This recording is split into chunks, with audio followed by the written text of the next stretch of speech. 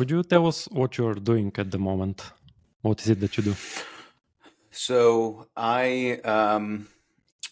in May, I founded my own company, which is a coaching company. So it's really focused on growth coaching, helping people who have always had certain dreams. There's certain, goals that they've had for themselves. They just feel like they're stuck. They've been, content or, in the same place for a really long time. And every time they try to make changes in their life, they're not able to do it. And so they just need somebody to help, hold them accountable and maybe give them insights into why they can't break through, the objectives that they have or the goals that they have and reach that level. So, there's a deeply spiritual component to that. I believe that a lot of our internal transformation comes from our belief systems and what actually drives us. And so, I created a company called RYSE Coaching, and that's what we focus on, is really kind of changing people's mindsets, their heart sets, and helping them achieve exceptional things. Yeah, I think you're sort of describing me as your target audience. Well, you've taken the first step, I'll say, Vasil. I mean, you said you conceived of an idea of starting a podcast and you went and did it. I mean, that's step one. Yeah, it is. But what you're describing, I have been through these struggles about what I want to do, how to take the first steps. So I can recognize myself in that. But what are the most common challenges you see people face when you work with them? So there's a big one about lack of discipline. A lot of people don't have the discipline needed to actually sustain growth, sustain change, sustain transformation. Another big element that holds people back is fear. They're just afraid that they're going to fail, or that the decision that they're making, that step that they're going to take, is actually a bad step, and that they are afraid of what the outcomes would be. And a third one is discomfort. They just don't like to be uncomfortable. And the fact that they don't put themselves in uncomfortable situation causes them to hold back and not take that next step. And just the zone of comfort is exactly where they feel good. And anything that takes them out of that zone of comfort is like, oh man, no way, I don't want to touch it. And so, of course, you'll stay stagnant for the rest of your life if you do that. Yeah, these are the qualities in myself that I'm trying to work on as I'm trying to pursue what my goals are. The first one that you said, discipline, is something I have struggled with, because when I have a project I want to pursue, or some business I want to start, or an application that I want to code, when everything is novel, I have the fresh ideas, I'm motivated, everything works perfect, but then things get harder, and then you have to apply the discipline to continue going. That has been like one of the areas I have struggled with, but right now I'm experimenting with some systems or task breakdowns. I'm just trying to see what will resonate with me the most. Yeah, I mean, it's everybody's different. I think that's the big thing that I got out of we're at our 10th client right now, and I can say none of them are the exact same.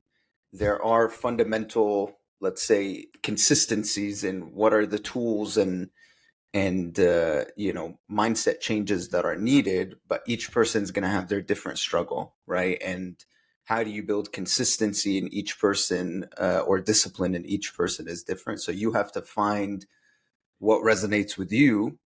And I think the beauty of having somebody external than you is that they're going to push you to be uncomfortable whether you like it or not. Whereas if we're in control of that, we typically will take the path of least resistance and do that and say, no, but at least I'm making progress. It just depends on how much progress you're looking to make, in what amount of time. Yeah, when it's up to us, it's very easy to rationalize. Okay, I did this today, maybe I'll take it slower. Yeah, but this thing is hard. It makes sense that I won't pursue it. So yeah, absolutely. I see you apply your 4Ds framework, which is tied to what we're currently discussing. Could you go over that? Yeah, so big piece of the cycle or the flywheel of what people or what I've seen work very well for me in my life, and then kind of now applying this to different people, is you first have to go through some sort of agitation, some sort of discomfort. That discomfort is going to allow you to realize and discover different things within yourself. Like, why were you uncomfortable when you did this? Why were you uncomfortable when you picked up the phone and called this friend that you haven't spoken to in a long time and just have a conversation with them, not looking for any transaction, not looking for anything in return, just talking to them? If you're uncomfortable in that situation, the discovery process is really looking inside and saying, like, why am I why am I uncomfortable with this, right? Why did this make me feel agitated?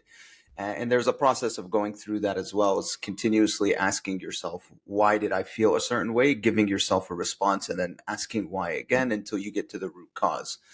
Um, and then you figure out kind of what's the destination that you're trying to get to, right? So what's this, once you've discovered certain things, how do you now start to apply them and strategize and put them into practical, tangible tasks and steps that you need to achieve? Like, there's goals, there's, a destination that you're trying to get to. How do you then be held accountable to that? How do you hold yourself accountable to that? How do you find other people to hold yourself accountable to that? And then once you get there, what is this iterative process of continuing to improve, right? So you're constantly, it's a flywheel. So you're going to constantly have to look for new ways to put yourself into discomfort. And through that process, you're going to continue to go through the cycle. Yeah, for me, if you saw my first episode on this podcast was with Barry. We have both worked with him. We know how Yeah. he's easygoing, he's easy to talk to. We have had Yeah. many long conversations with him. And yet, Yeah. when I first wanted to ask him whether to come on, had this discomfort. I had this sort of a little anxiety, and I didn't know why, Yeah. but I decided to just push through it. I still haven't figured out why, but I made it happen at least. Yeah. I mean, you have to. So it's a lot of times we think it's harder to reflect and discover why we're feeling uncomfortable, right? A lot of people, I'll be honest, a lot of people are afraid to go inside themselves. It's much easier to stay outside because if you go inside, you might discover things you really don't want to discover Yeah. that will shatter this reality that you've built for yourself. And I'll tell you, I mean, in the many men that I've spoken to now, because all my customers are men right now, so all my clients are men, was not by design. It just started to happen that this was the case. People in their 30s and 40s and 50s are sitting there crying about things that they're just discovering about themselves today, and saying that crying is the therapeutic way of understanding you have an emotional reaction to something that is deeply rooted in your psychology, in your psyche, in how you've been built as a human being.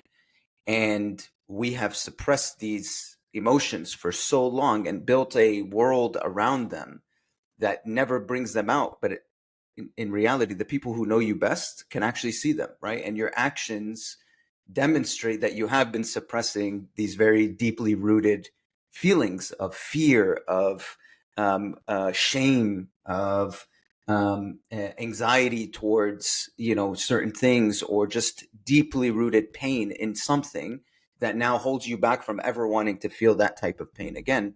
And so the moment we start to deconstruct those feelings and start to uncover like more and more, and you start to own that feeling, that's really when breakthroughs start to happen, right? And once you start to figure out, like, yeah, okay, this thing happened to me as a child. Now I can rewrite and rewire how I feel about it today. I can go to that child and actually tell them everything's going to be okay, right? Here are the mechanisms that you can use to overcome those. And once that happens, that's it. You're not being held down or anchored by this emotion anymore. and you can start to live your life in a very different way. And the problem is that we as human beings have so many of these that it does take time to start to work your way through the biggest ones, and then start to so a lot of my clients, I actually recommend for them to go to therapists and really start to discover more about themselves, because that's not my expertise. Mine is just helping uncover certain things and then giving them ways of trying to cope with it in kind of the mindset and heart set path. But there are things that are more long term that you need experts to help you with. Yeah, I resonate with that. A couple of years ago, I went to see a therapist for a couple of months.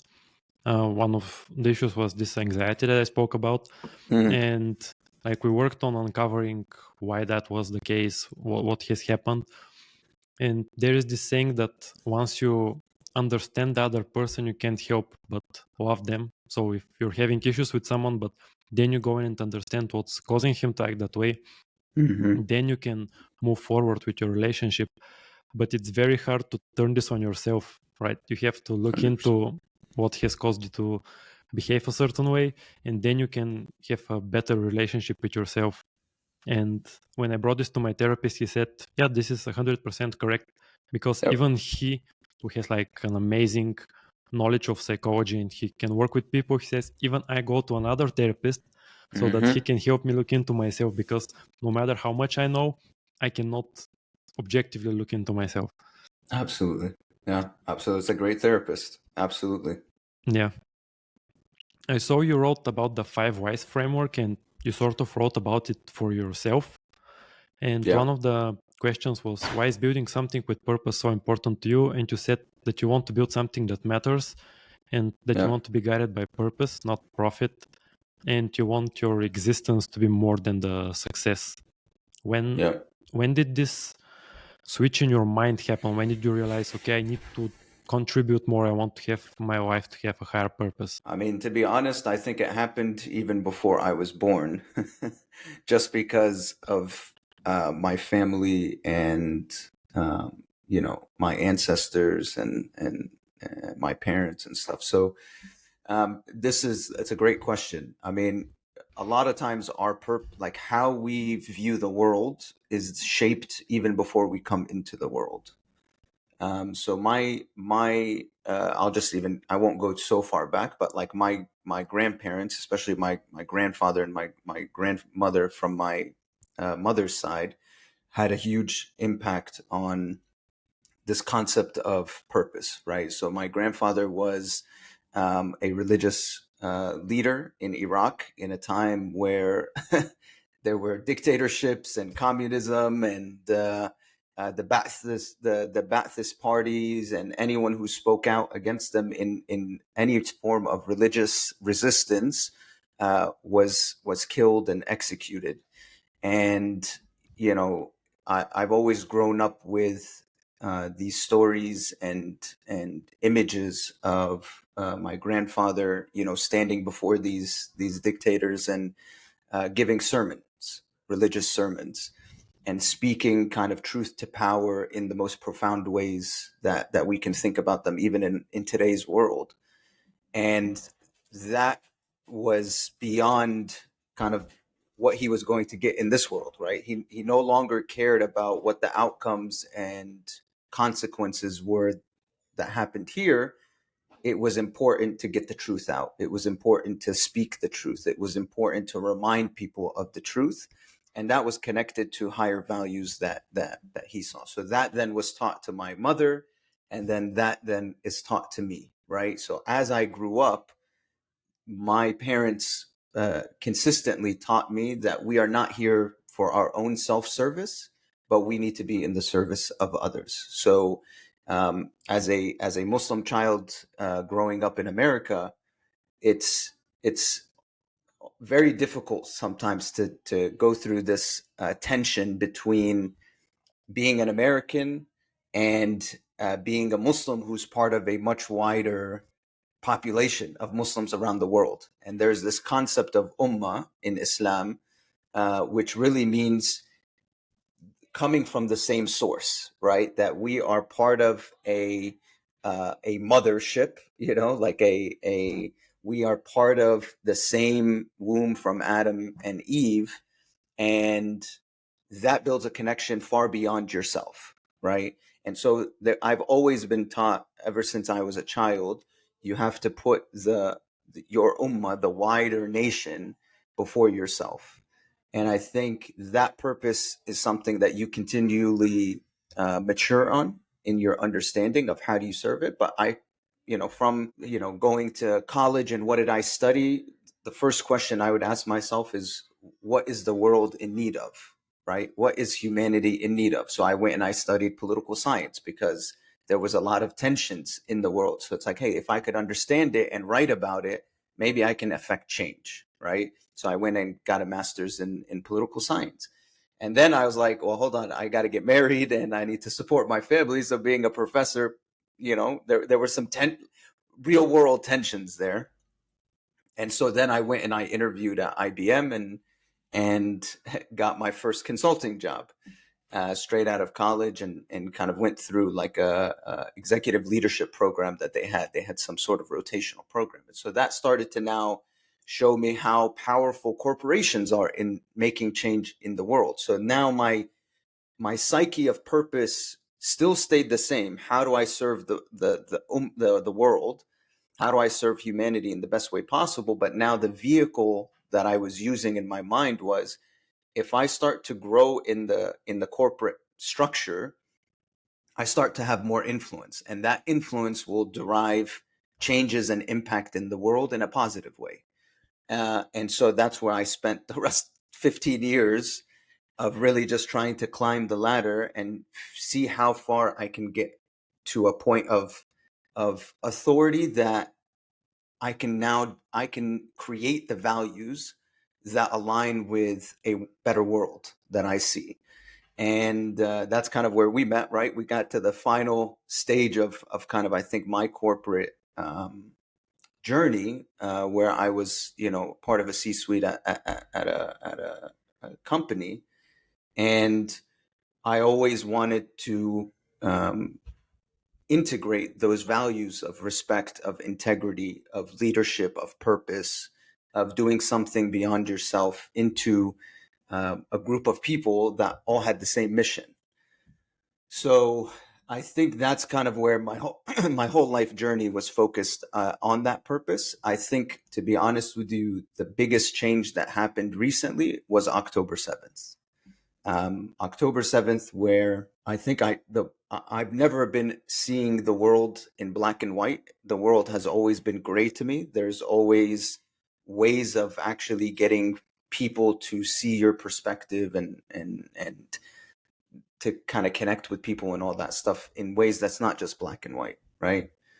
But I think now, over the last 10 months, things have started to change in people's hearts where right and wrong is just very clear. So that had a very massive impact on my decision to say, you know what? Purpose, like this influence that I was looking for to make the world a better place, has not been successful in the way that I imagined. Maybe there's a better way for me to utilize the skills and the gifts that I've been given to serve something, more important. Yeah, this is an amazing wife journey. This reminded me the wife of your grandparents in Iraq. My grandfather used to tell me similar stories. In Bulgaria, we were under communist rule, again from the Yep. Soviet Union, and we had the communist leader, and everything was just how you imagine it. You cannot speak your truth. You have an approved list of topics you can speak about in public. And my father told me he was in the police force. He was chief of police in my hometown. And he was speaking with his friend on the phone. And he mentioned something about the communist leader, about the president of our country. But nothing too extreme, but it still was not approved. Anyways, some days pass. And he gets contacted, I don't remember how, but in a secret manner by this friend. Or no, by a third party friend, not the one he spoke on the phone about. And he says, hey man, he worked at the telephone center, and he said, I heard what you were talking about, and I managed to stop the signal from going to the presidency. Oh, And my grandfather was saved in that case. He would probably been thrown in jail or some labor camp, or I don't know why. But it was like pure luck. So I can sort of relate.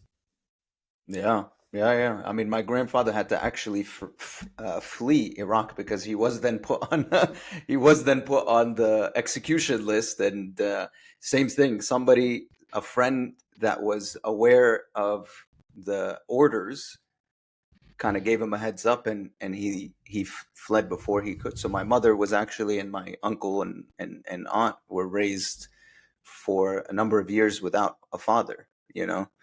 So it's man, I can relate to that. That's intense. Yeah, it's hard now to think nowadays about appreciating what we have right now, about this freedom. Absolutely. I mean, You- think about it. If you know, it's very like our lives are so fragile that one component or dynamic or variable within our life, if it just slightly changes, we have completely different. Like imagine if my grandfather was actually, executed, and then the family was also taken into. Then I don't yeah, exist, right? One exactly. variable changes everything, and yet I'm being raised in America, right? In kind of a world of opportunity where I don't have to think about these same challenges on a day to day basis. Now I have three children of my own that never have to think about, oh, what if, I said this or did that, and then boom, you're gone, right? Yeah. Or that my dad is gone. And so it's crazy how fragile life is, when you actually step back and think about it. Yeah, when I was little, I also couldn't imagine. So when I was around like 7, 8, maybe my parents and my grandparents started telling me these stories about what Mm, was happening. I still couldn't comprehend that this could be the case. So I don't know, it's hard to keep that in mind, especially in the newer mm, generation. Maybe we're losing that sense of perspective, that yeah, how bad things used to be and now how things are. absolutely. Also, we may be losing how our, those earlier generations put everything on the line as well. You know what I mean? Like something that I struggle with every day is thinking, what am I willing to put on the line uh, for someone else's rights, right? For justice to be established. Like, what am I willing to give up? Am I willing to give up my own comfort? Am I willing to give up my children's comfort? Am I willing to give up my family's comfort? So that other people, maybe hundreds of people or thousands of people or millions of people can live a better life. And these are the questions that I think in America, something that we're witnessing for the first time that we've never seen except in maybe the Vietnam War in the 70s, is these kind of encampments at the different universities that started to happen, that they were speaking out against this, against genocide, speaking out against, crimes against humanity that we haven't seen or haven't even spoken about, let's say, for decades. And finally, people started to speak about it. So there is this shift that started to happen, I think, where even valedictorian speeches started to come out and be like, hey, we're going to go against what the script is, and we're going to just speak truth to power. And that's something remarkable to witness, I think, as an American. It's very remarkable to see that there is this shift happening, which means it is time for me to also give up my comfort and say, how do I help in this movement? And that's kind of part of the impetus that I started to feel. It's like it's no longer just focusing on how to make the most money or get to the next level or build the next unicorn, but what is the actual true day-to-day impact that we can have on human beings, on people, to transform them, to have that strong conviction in truth, that strong conviction in what's right, that strong conviction in all human beings deserve, the same level of just dignity that we ourselves, feel. And so I know in Europe it's also very different. So I don't know, maybe if you can talk a little bit about what you're seeing in Europe these days, given also what we're seeing in Ukraine, given what we're seeing in different parts of Europe. How are you seeing things? It's very, I mean, about censorship of information. I read this very nice quote that in the past, censorship was like limiting your access to information. So the government had maybe one newspaper, one radio station. Hmm. But now the censorship being employed is they're flooding you with information. So you do Mm. not know what is true. You don't know Mm. what to make of it. You don't know what to believe in. So we are Mm. still, in a way, cannot get accurate information. And I think it's the case both in Europe and the United States. Hmm. It's very hard because on one hand, everybody has a voice, right? Which is good. But on the other Yeah, hand, you do not know what to believe in anymore. absolutely. That's a good that's a good kind of summary of it's because there are so many voices. How do you know how do you know what truth versus falsehood is? And that's it's definitely a strong strategy. Yeah, But have you hopefully the hearts of people will see kind of truth as truth and falsehood as falsehood, and they'll follow the truth and stay away from the falsehood. have you seen this the TV series Money Heist, the Spanish one where they Yeah. rob a bank? You know Yeah. that Yeah. Yeah. they one of the ways that they kept the police from attacking them was they threatened to release government documents about the atrocities that the government has done. And the Mm. government, in order to counter that, they timed the release with they released tons and tons of fake information along Yeah. with the true ones. So this is again this form of censorship. Like the Yeah. Yeah. people, when they start reading the documents, they don't know what's false or true. Yeah. So Yeah. Yeah. And there was a movie also back in, I think in the 90s when the Bosnian Serbian also atrocities were happening, called Wag the Dog or Wag the Tail, that also showed kind of how the how you can manipulate information to really change people's perspectives on situations that should be pretty clear cut. So there is a lot out there that we, especially coming, like I would not be able to speak, I think, like this if I was raised in the country I was born, right? Like it's impossible. And to have been given the gift to, come on vacation to America, and then now, 35 years later, I'm, I'm still here, um, is a gift that needs to be used, right? And that's where I think purpose, when you're asking the question about purpose, I've been doing, to me, data helps solidify a lot of things that we do. So I was doing just math, simple math. There's 1.9 billion Muslims around the world.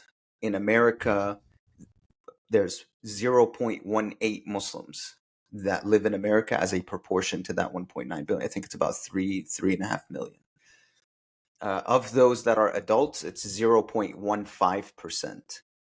And then of those who are adult males and female, like men and women, it's 0.075%.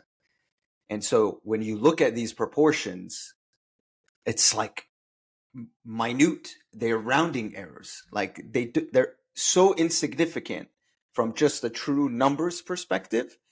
And yet we're living in kind of one of the most powerful nations in the world that controls a lot of different things. And so there is a innate responsibility that we have growing up in America that is very different than people around the world.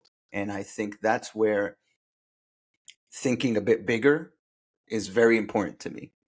It's very important to me to inspire that in other Muslims in the United States, to just think bigger than, oh, I just want to raise my family in a good way and live in a nice house and drive nice cars, and that's it. Right. Like I want to live a good life. I'll give charity here and there and I feel good.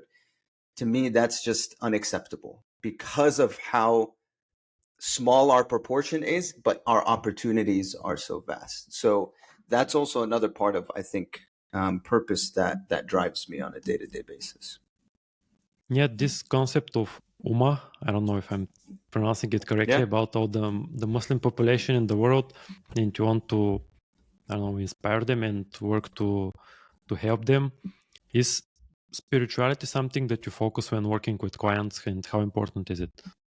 Yeah, absolutely. So to me, discipline, so again, this comes back to still at the end of the day, it's all about growing, right? It's all about us enhancing ourselves every single day.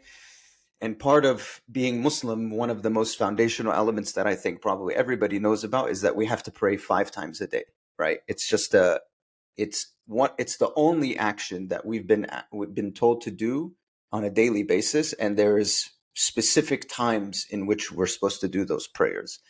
That to me is the fundamental element of building discipline. If you know how to stay consistent in your prayers, you can start to build any growth goals on top of that. And so step one with all of my clients is actually just getting them to be praying those 5 prayers on time and planning their day around the 5 prayers. So there's a different there's a different mentality. There could be certain people that wake up in the morning and they say, how do I plan my meetings so that prayer doesn't disrupt my meetings? And there's another mentality that says, how do I plan my day where my meetings don't interrupt my prayer? Hmm. Right? You see that there's a two. Yeah. And so I think being blessed with parents that modeled that behavior for me, it's something that I've had since I was in, middle school. I've always chosen that the prayer will come first before anything else. And I plan my day figuring out where will I be so that I can have the most spiritually connected prayer and put everything else aside. And so even in kind of the most important meetings, if I feel like it's coming at a time where I can't pray before, I can't pray after, it's like, hey guys, I got to step out of the meeting and I got to go pray. Like to me, the prayer is the most important thing. And that is discipline. The moment that you have that, now I can sit there and start to choose what are the goals that I have and what are the daily tasks that I need to achieve in order to get to that goal. And because I've already built that foundation of discipline, it's much easier to accomplish that. But if people don't have it, I really find it's difficult for you to build the discipline to achieve any type of goal that you've set for yourself. So spirituality to me is the starting point. And from that, there's also something that we call like barakah, right? There's intangible blessings that come when you do the right things, right? That's just it's embedded in our tradition to believe that even if you do something small but consistent, it will have vast implications and blessings and returns on that investment, right? And that's something that I personally see in my life every single day.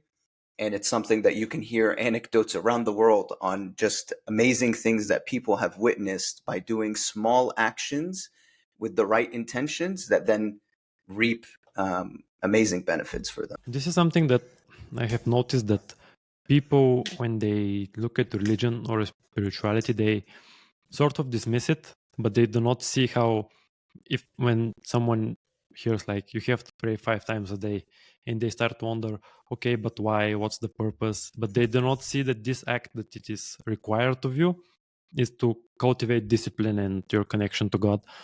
So it's very, I don't know, people do not see this connection. I am a Christian. I became one like when I had these anxiety issues. This is something that really helped me. Mhm. That I stopped trusting in myself, because like we talked in the beginning with your clients, it's very hard to look into yourself and Mhm. take responsibilities for yourself. And when I started like studying the Bible, I really managed to see all the lessons, that it's not just some spiritual mumbo jumbo. Mm. But for me, it's better to have a society full of religious people, whether they're Christian or Muslim, because we believe in something beyond us. That's how I would put it. Mhm. And it's not filled with people with all kinds of random beliefs and views for society. So for me, it's better what you're doing and trying to empower people. Yeah, it's an amazing story. So you found that the moment that you changed, the moment you started to kind of look more into a spiritual power, a lot of those kind of anxieties, a lot of those internal kind of difficulties that you were going through started to just ease away.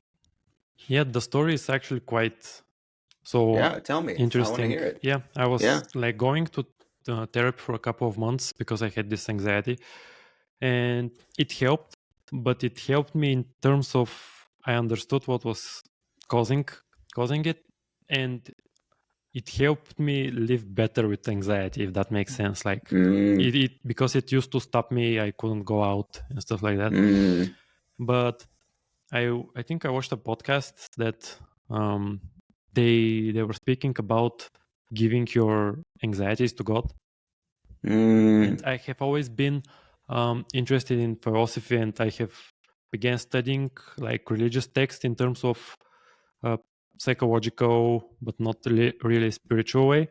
mm, But after watching this podcast, I was very frustrated with myself because I felt like it was my fault. It was my responsibility. Why am I like this? mm, And this is the first time I think I prayed or something like that. I said, God, I don't know if you're real, but like watched in the podcast, they said, give your anxieties to God. And I said, mm, this is, you do what you want. I cannot hold this in me. I do not want to hold this control in me over every situation. And this is the first time, like in maybe 14 years, I felt like I could fully take in a breath. I always felt like something was constricting me, like you couldn't wow. take like a full breath. So that was like the first time, and I was surprised. I was like shocked, like what's happening? Did I manage to trick myself a bit? This is like a mental trick I did. But Yeah. this was the start of it, basically. That's amazing. I mean, that is a taste of what we call barakah, right? In the Islamic tradition. But that's the moment there is a liberation that I think this is something when you're not religious, I think it's very hard for people to fathom. But when you are a person that believes in kind of a spiritual existence within yourself, and around you, there is a level of liberation that you start to feel in the world because you now start to acknowledge and you've convinced yourself that you're not in control anymore. There is a higher being that's in control of everything that's happening. And if you believe that higher being is one who is merciful, one who is loving, one who is nurturing, then you know that the things that are happening around you are purely out of the love and mercy and compassion of that being. And so you start to now liberate yourself from Yeah, feeling like, oh my God, why did I get into this accident? It's like, well, hold on. If you take the step back and you say, well, if this being that I believe in, who controls everything, put this in my path, there's something positive from it. How do I now change my mindset to yeah, reflect that positive? And now you liberate yourself from needing to feel like, oh my God, it was my fault that I was going too fast and I made that turn and I did this thing. And it's like, dude, it's not, you weren't, it would have happened whether you did everything right or not, yep, because it was meant to happen. And there is a liberating feeling to that I think people, and anxiety is on massive rise. I mean, trust my my two older boys have had very severe anxiety, right? Like in our family, therapy is not taboo. Everybody speaks about therapy, right? Talk therapy, play therapy. There are different forms of therapy that we utilize as a yeah. That's family. amazing. Yeah, I mean, so I have a 6-year-old son who just started his first play therapy session a few weeks ago, and my 10-year-old has been doing therapy for 3 or 4 years, and I've seen massive changes to it. Right, but therapy is not some. I mean, anxiety is not something that needs to control you. You can actually make the decision to control it by changing your perspective on the way the world functions and why things are happening, and what level of control do you have versus what level of control does God have, right? And so I love that concept that you're saying. Give your anxiety to God, yeah. or put it with God. It's amazing. It's an amazing concept. Yeah, this example that you gave, for example, the car accident, this is something that I read somewhere that not everything that happens to you is from God, but Mm, everything that happens to you is something that God can make something out of. So mm, maybe something bad happens to you, maybe some person attacked you or whatever, Mm. when you bring it to God, then you can make something out of it. Then you can see the blessings. Then you can see how this can be beneficial to your life. But if you keep it for yourself, and nothing will Yeah. happen. You lose. It's a missed opportunity, you know? Yeah. It's a missed opportunity to find something good, um, even in some of the worst moments. And this is why they say people, you know, there's so many studies about what's the real impact of religious people, or of thinking of a supreme being, or thinking of a God. There are actual things that happen to us biologically that have a benefit to our existence, right? Because I'm going to view everything in my life through a lens of love, mercy, and compassion. Yep. And that changes. It just changes the way I live my life. I'm going to be positive no matter, despite the things happening around me. I'm always going to look at them in a positive way to say, this is an opportunity for me to get better. It's an opportunity for me to come closer to whatever it is that's happening. This is an opportunity that was put in my way to do that. So irrespective of the spiritual implications of it, which I think are huge, there's just a purely biological benefit to living in that way that I think many people miss out on. And this is why anxiety levels are at a high, which then also puts antidepressants and suppressants are on the rise. So people are medicating themselves, and some people absolutely need to rebalance their internal systems, right? But then we are also over medicated, especially in the United States. I can say over medicated. There's so many Netflix series. If you just even want to look at the studies in Yeah. an easy documentary or docuseries ways, of we're just completely over medicated, and that's because we're not able to choose to change certain perspectives and our mindset, our heart set, our connection to something beyond ourselves. So it's an amazing story that Yeah. you Do you mentioned. think that the reason for all these anxieties and mental health issues are because society has become like less spiritual, less religious? 100. I mean, no matter how controversial it is, absolutely. I mean, if you look at if and I've driven through these cities and villages and towns in kind of the most desolate countries in the world. You literally see kids running naked. They don't have money for clothes. They don't have money. Like, just even if I take Gaza, right? They're like they're playing in the rubble. They are literally, there's children that are smiling and playing in the rubble of their houses, where potentially their parents, their siblings, their families are underneath.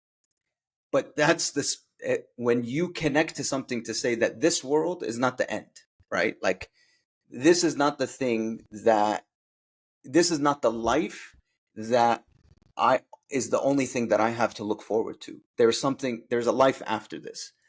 That liberation of your mind and your soul allows you to live a very different life. It allows you to view things in a very different way.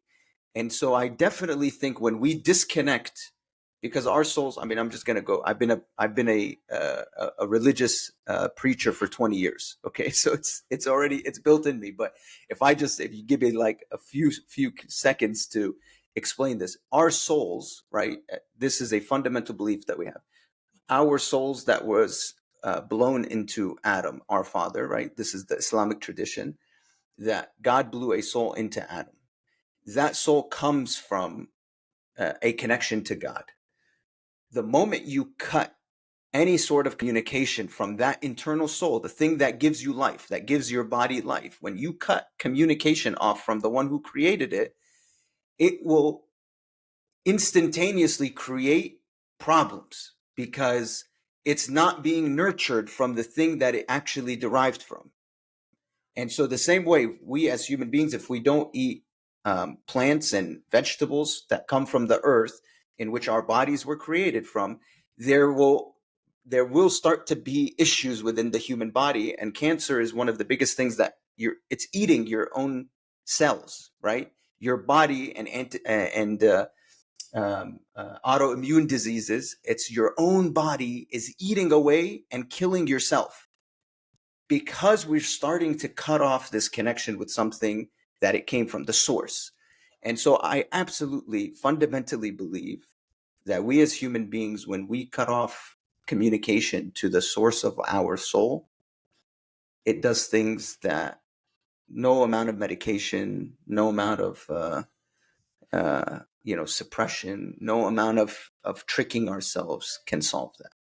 You have to go back to the source. And so I definitely think it's not just people who have no faith or don't believe in anything that suffer from this, but even religious people who maybe stop practicing their religion. They're also going through these struggles of just feeling unfulfilled. They're feeling like there is no happiness in their life. They have everything they could want from a worldly standpoint, and yet they still feel empty. So there is something much deeper there that I think we have to explore for Yeah. ourselves. Even in my life, if I have like moments or periods where I feel dissatisfied or unhappy, when I stop to think, okay, have I read my Bible? Have I focused on something other than what I can see? And I can see that I haven't. Yeah. So that Yeah. was, Yeah. and like you said, when we get disconnected from the source, this is something that was in the Adam and Eve story when they get banished from the Garden of Eden. Mm-hmm. The snake tells them like, if you eat this, you will be. God tells them you will die, right? But Mm-hmm. the snake Mm-hmm. tells them you won't die, and they eat Yeah. it. And people who criticize like religion, they say, see, they didn't die, but it's like spiritual death because they get disconnected. They Yeah. continue living, but Yeah. they're sort of like dead people Yeah. inside. Yeah. And they were removed from the garden, right? Like Yeah. by doing that act of kind of, disobedience and falling, to the temptation. We believe that that snake, it was Satan, right? Yes. So we Same. don't say the snake, but like that whisper of, hey, eat from this and you'll live forever, right? And then they do. What they did is they stopped living forever in the gardens of Eden. They were then sent down to earth and they didn't live forever, right? So it actually does manifest in the fact that now they left kind of being closer to God, living in eternal bliss, having access to everything that they wanted to have access to. And now they're sent down to earth where they have to live like human beings, right? And the first thing that happened, we know the story, Cain and Abel, right? They now started to go through these challenges that we as human beings go through. Whereas if they were just in the garden and they were living in eternal bliss, you don't got to deal with this stuff, right? It's all Yeah. happy. The moment you come to earth, boom, oh, your children just killed each other. Yeah. You got to And now emotionally react to that. yeah, exactly. And this gets passed on generations, like the descendants of Cain. They start wars, they start fighting with each There you other. go. So Yeah. it's not just for you, it's your children and even society at Yeah. large. Yeah. Yeah. Absolutely. So is this something that the reason that you're trying to teach your clients that is because you want them to build businesses in a matter that is connected to the Muslim teachings? So there was a lot of lessons that I've learned in even in kind of my most recent experiences, in business and whatnot. The foundations are very, very crucial to the success that you're trying to attain, right? If the foundations are not built on truth and integrity and an ethos of human ethics that are founded in all the values that any religion, any kind of God-fearing system has ever been built on, those values are the same, right? And if in today's world, I believe that many businesses, if not most, are built on just trying to increase shareholder value, which then means you don't care about the human being. The human being is just a tool of making more money for certain people, right? Yeah. And it's a very difficult concept to just accept, I think, intellectually and emotionally, for me personally. And so I definitely the individuals that I would hope and I would love to continue to kind of be part of their journeys is helping them to, one, think bigger, right? Like, there is no problem too big to solve. That's really, I fundamentally believe. I go to sleep every night. I make a prayer to God every single night. Help me change the world. Use me to change the world. So to me, the world is not too big to change. I fundamentally believe it, no matter how crazy it sounds. It's one of the things I admire about Elon Musk, despite all of the things that I really feel he's lost kind of all of my respect in regards to kind of what he's doing on Earth. But this idea where he's like, there is no problem too big to solve. Yeah, we'll create a whole new colony on Mars. If you hear somebody say that, you'll be like, this person's insane. But like, he fundamentally is living in that future. He's living in a future that he's trying to create, and now he has rockets. Like, if you don't think that way, SpaceX wouldn't happen. Yeah. Tesla wouldn't happen, right? So if we take the person out of it, right, take Elon and all of the, just evil things that he says now, and just focus on kind of the impact of some of the things that are happening, I believe there is no problem too big to solve, and that I want Muslims to think that they can solve those problems, right? I just personally, because I'm now focusing internal to the community, I want to change the mindset of saying, no, you can only solve these kinds of problems, right? These little things here and there. It's like, no, let's solve the big stuff, right? Let's change. There's famine. The environment is killing itself because of the things that the human beings are doing, right? The way that corporations now, just to increase the value and the money in certain pockets, the earth is dying. I mean, let's just be, it's now a scientific fact. How do we create businesses that are built on serving humanity, not exploiting humanity? How do we build businesses that are here to save the earth and not exploit the earth? That is a value system that you got to build from the bottom up. And hopefully that is the path of just being introduced to the right people, or even sparking and inspiring the right ideas in certain people, will take them, that spiritual connection where it's like, hey, you're not in this to make money. The money will come, right? God is going to give money to whoever he pleases. It's not in our control. If you believe that you're not in control on the amount of money that will come to you, but it's already written, it liberates you to now function in a very different way, right? You have nothing to lose. You're already going to get what you're going to get. Now you're much more focused on what impact do you want to have on the world? How do you want to change the world for the better? And even if you fail at getting to your actual goal, even if you fall short, the journey itself will inspire generations to come. And that's what I, fundamentally believe. And that's what I want to spend the rest of my life trying to just figure out how many people can be inspired by that kind of story. Yeah, something when you brought Elon Musk, this happened. I read like his book, and one of the sayings was, he thinks in terms of, does this defy the laws of physics? If not, then we go and do that. So there is no dream too big. What type of the lessons that you have learned from this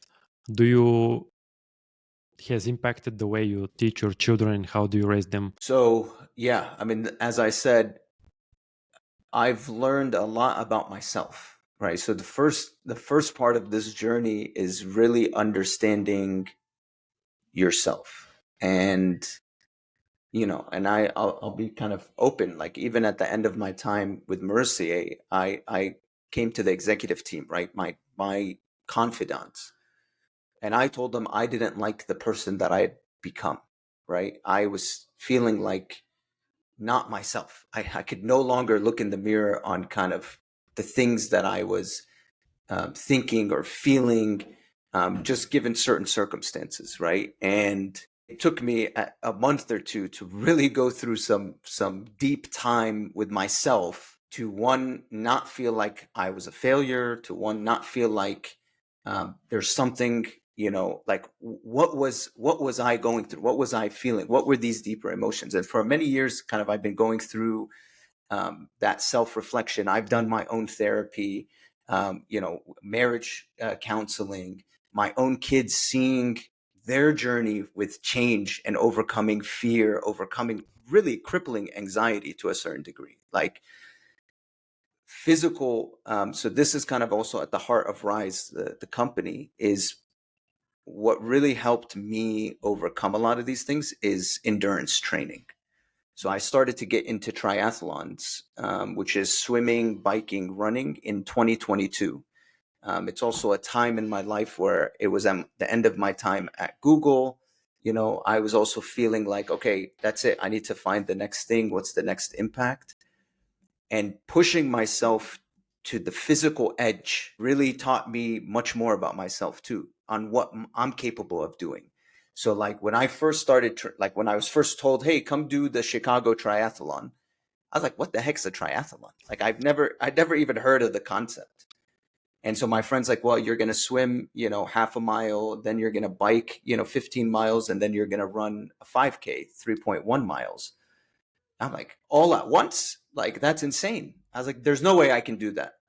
And he's like, dude, just do it. I did it. And then I was like, okay, whatever. I signed up and I started training.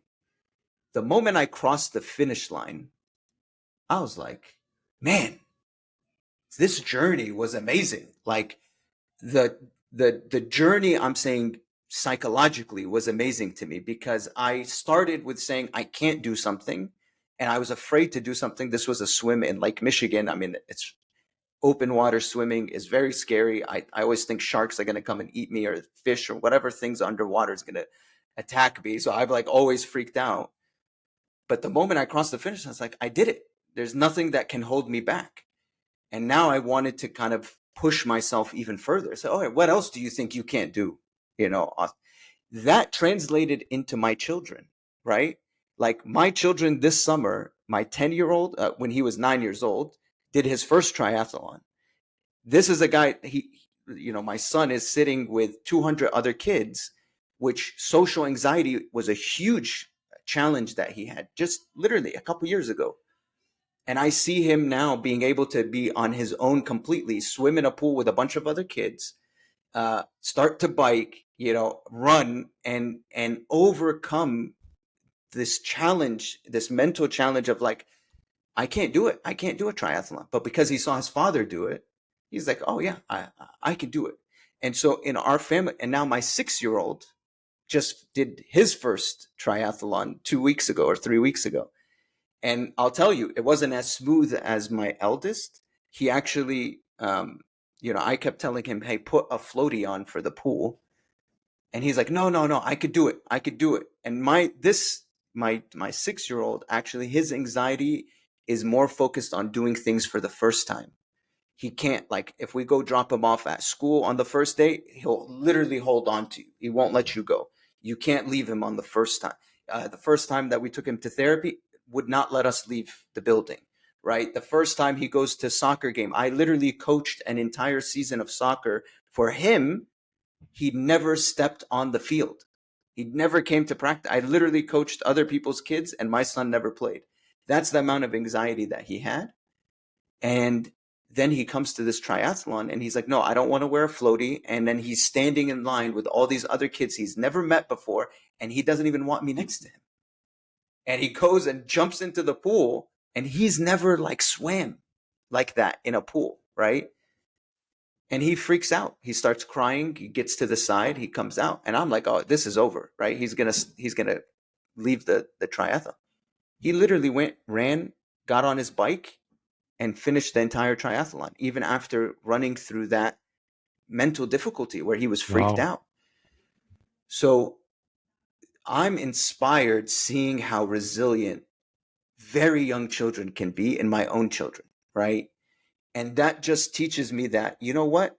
If we teach them at this young age to defy the laws of what they believe is possible in their minds, then when they grow up to be adults, nothing will scare them. They will think bigger.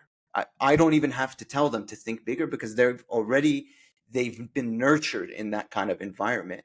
They've overcome themselves. They look deep down and say, what are my fears? Why am I feeling the way I'm feeling? In our household, we always say our feelings, right? So like My children will literally come to me and say, Baba, I feel hurt that you didn't play with me today, right? So they are articulating the things that they're seeing in themselves. And that's something that I believe, to your question, how do we get our children to kind of uh, think in the way that just unshackles them from the realities of this life and really start to live in the future? I think it starts at the youngest age possible, to show them anything is possible. There is no such thing as I can't do it. It's just, how hard do I have to try? That's it. So that's the answer in our household. And thankfully, my 10-year-old now has 2 triathlons under his belt. My 6-year-old has 1 triathlon. They have overcome. My 10-year-old has read all of the Harry Potter books. He used to never be able to read. He was like 6, 7 years old and couldn't read, and now he's finished the entire series. So there are a lot of things that we can overcome if we ourselves as parents model that behavior, and we teach our kids to never give up. Yet this is something, it's amazing that you're inspiring and teaching them these qualities. And this is like we spoke about a bit before about Cain, like suffering because of the choices, the bad choices that his parents made, and this goes through the generations. But something like what you just explained is you're giving them the positive example. You're nurturing the positive in them, which will then in turn like echo in society even. Because I hope so. even when you tell me this story, I'm starting to think, okay, how a 10-year-old is running a triathlon, but I cannot do it. So it's very causing an impact. inspiring. So, yeah. No, I hope so, man. I mean, with children, hopefully when you become a parent, you'll learn that there are so many mistakes that we'll make as parents. I mean, we're also not given a handbook on how to do it in the right way. Yeah. And every step that you take is a learning. But your children are also teaching you things every single day. And I think if we are in the mindset that just because we're the parents doesn't mean we know everything, our children can teach us so much about ourselves. They can teach us so much about how to overcome our own fears, our own anxieties. It really becomes a game changer. And so I think this continuous learning, this humility, that knowledge can come from anywhere, literally can come from an ant that we see on the street. And you can learn something from that ant, that's value. But the human mind and ego needs to allow you to do that, or then you stifle all types of growth that you could be having by just being arrogant. Yeah, man. I can't wait to have children one day. It's something I'm looking forward to, but everything with its due time. It will come. Okay. So I saw in your LinkedIn you wrote about this, your thinking and contemplating about this competing in business, about always trying to get one over the other company or steal customers. Is this something that you're still thinking about, and how do you reconcile this? Because there's also, in one hand, you're right that you're always competing, but there's also on the other side this capitalism business that you can focus on building a great business yourself instead of tearing down the others. How do you find this balance? Yeah, it's definitely something that, again, it goes back to ego, right? Like, it's very easy to focus on what everybody else has and what you don't have.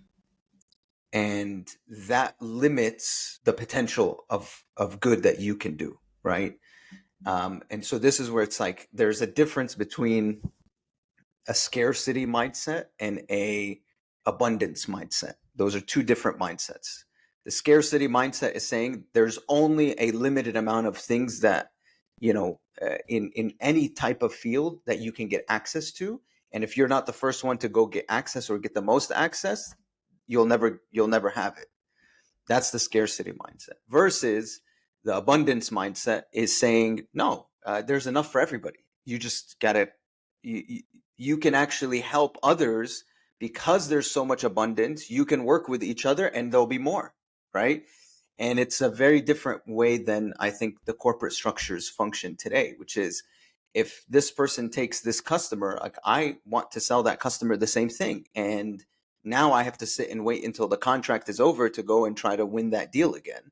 Versus saying, hey, are there mechanisms where there's parts of our software that actually can work in connection with each other to make the customer experience that much more powerful, right? Like there are two different ways of approaching the world, and I found myself, there is a lot of people doing amazing things in kind of the same space that I've gotten into, and it's like I feel like I'm late to the game, right? Like I'm like, man, I just spent 15 years at corporate, like a lot of the people that are doing this amazing work have been doing it for 10, 15 years themselves, right? And so they've already built the right foundations.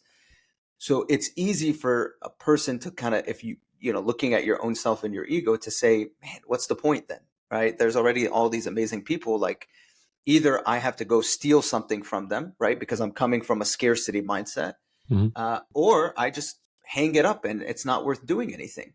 So I had to really look inside and change the mindset there and say, like, you know what, Asman, if you truly believe there's so much more good that needs to happen in this world, there's no cap to goodness. It's unlimited. You're the only one that can limit how much good can be done, right? And so kind of taking away some of the go-to-market frameworks that we've always been taught in businesses and in corporations in business school, of like your market assessment, competitor analysis, and like how do you start to beat them on certain things. Instead, it's like, no, how do I enhance the good that they're doing, but find the vertical or the sliver or the part of good that I really feel like I can influence, and figure out how do I partner with all these other people that are maybe also needing to focus on a certain good, and let's all work together because there's an abundance of good that needs to happen. There's no shortage of bad that's out there that needs to be transformed into good. And so I think that's something you have to always question yourself. Like, are you looking at this situation from a scarcity mindset, or are you looking at it from an abundance mindset? And that changes your perspective. And so I'll say a lot of these LinkedIn posts that I've done recently is really, my brother has started his own venture as well. And it's like, we're in very similar spaces.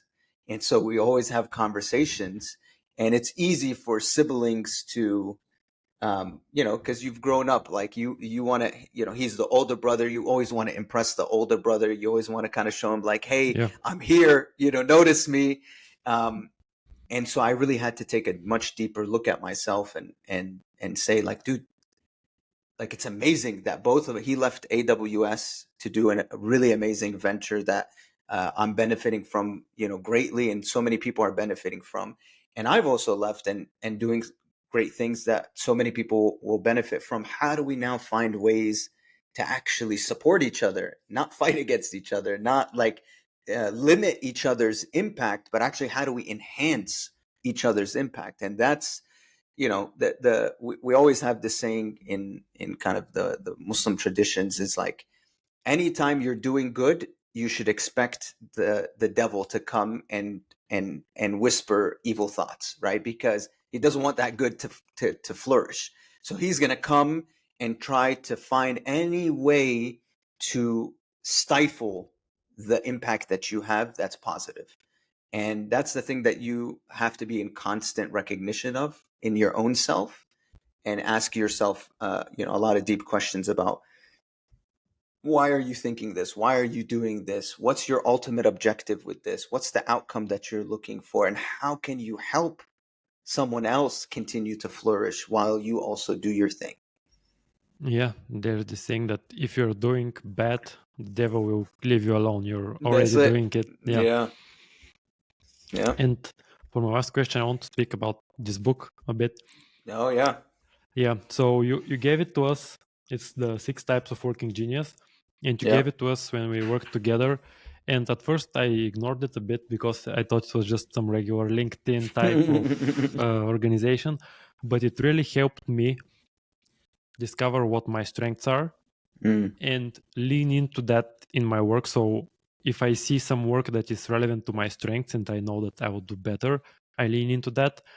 And also it helps me to, when I see a colleague, I understand sort of what they're good at based on this book. So I mm. know where to ask for help or what kind of tasks to delegate to them because I know that they enjoy or they're working for. So why did you give us this book? Have you used it in any other place? What does this book do for you? Yeah.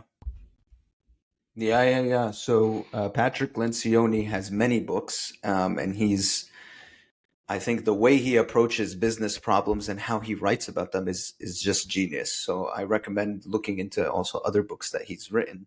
But this book in particular, actually, my older brother is the one that recommended I read it because I was feeling like worn out at the beginning of my journey with Marissa, right? Like um, I was doing a lot of things that were outside of also my core genius, right? And so the premise of this book is there are things that you're a genius at, there are things that you are competent at, that you can do them really well, but you're not standing out as like, wow, this person, he's a genius at this, but you can do them and you can do them well, Yep. and but you're not getting energy from them.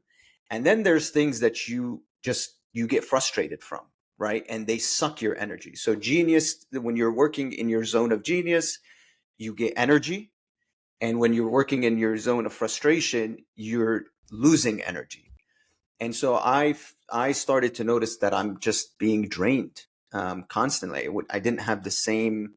I wouldn't wake up in the morning with the same type of energy that I used to have. And so, he had recommended, hey, read this book because he had read it, and I'm like, the moment I listened to it, I'm like, oh my god, that's it. Yeah. I'm working way too much in operations, and it like so there's three phases of work based on this methodology. There's the ideation phase, there's the activation phase, and then there's the implementation phase.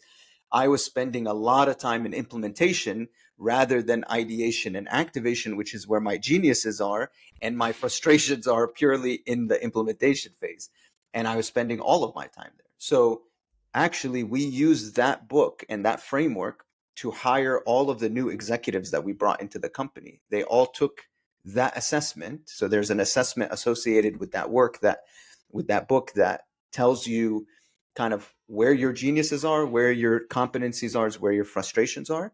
And we made our hiring for the executive team based on that to complement our geniuses, right? So, Mm. kind of the existing executive team. So actually, what you're seeing as the executive structure that we have had in place, all of that was based on the book outside, to complement kind of each other and build a holistic team. So I actually use this book and this assessment with all of my clients. So I Okay. actually have them go and use it to learn about themselves, because it's very difficult for somebody when you ask them, what are your strengths? Because we don't know how to look inside, it's very difficult to get the right answer for that. Yeah. So I actually use this book and the assessment to help people figure out their strengths, their weaknesses, the things that give them energy, the things that drain them. And we use that to kind of build further frameworks. Yeah. This ties nicely into our first topic about knowing yourself and playing to your Absolutely. strengths.